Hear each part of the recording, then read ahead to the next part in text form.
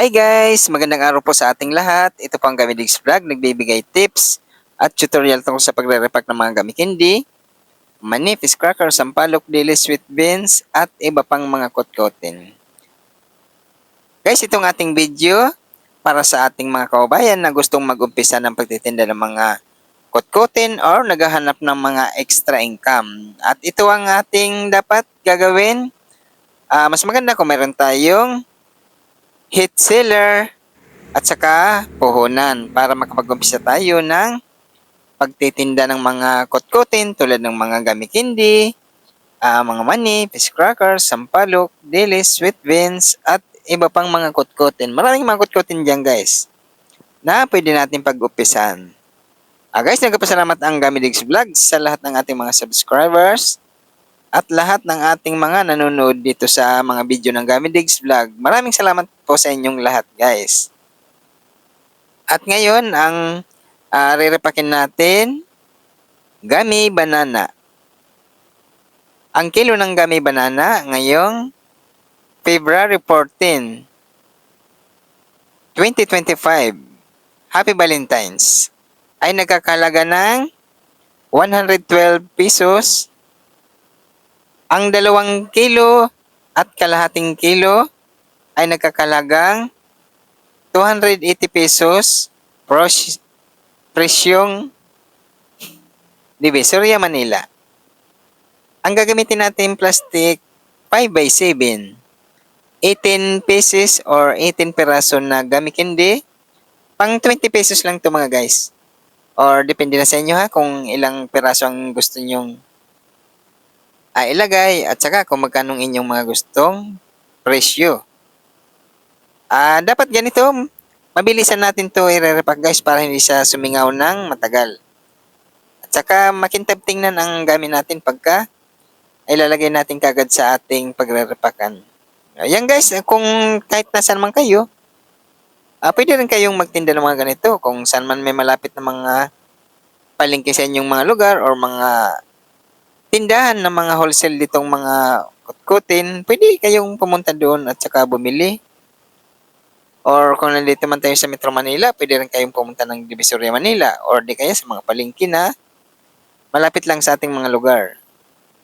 Mas maganda tayo mismo ang pipili ng ating bibilhin para makakapili tayo ng magagandang klase at makikita natin na kung magiging mabili ito sa ating mga kababayan o maramdaman naman natin yan guys na ito'y magiging mabili sa ating mga kababayan. O ganyan lang, panoorin nyo hanggang matapos itong ating video, hindi naman to katagalan guys. At bago naman natin to i-sell, kailangan bibilangin muna natin kung magkano ang ating puhunan at saka kung magkano ang ating magiging kita or tubo. O yan, pwede naman yan bawasan or dagdagan bago natin silyuhan or sell itong ating mga nire-repack. O ganun lang kadali ang pagre-repack ng mga kutkuting guys. At malaking mga tubo dito kasi tayo mismo ang nagre-repack. Yan. Or depende sa inyo guys ha kung magkano mga presyohan ang gusto nyo. Depende naman sa mga lugar yan kung magkano mga puhunan natin. Ito mabili itong mga gummy candy or mga kahit anong mga kutkutin.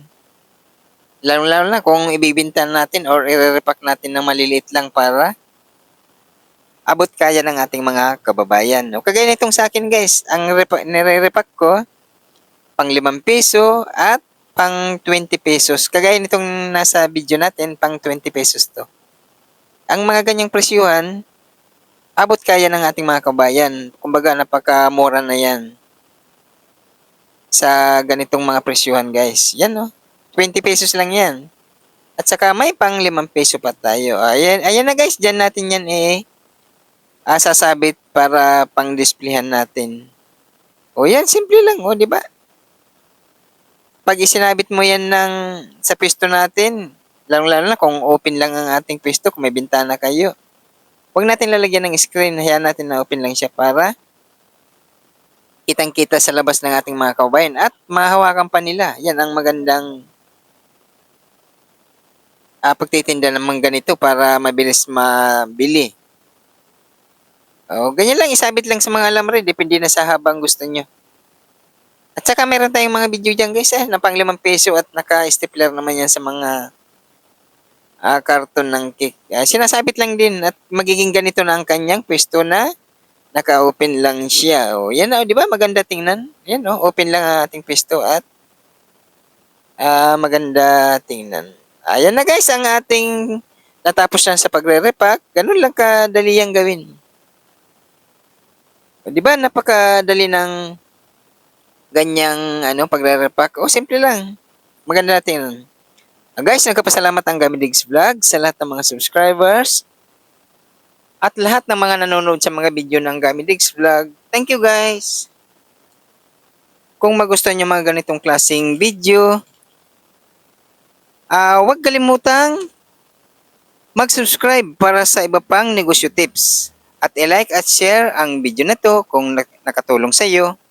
At pwede rin kayo mag-comment dyan sa baba kung may mga tanong kayo or gusto mong matutunan pa.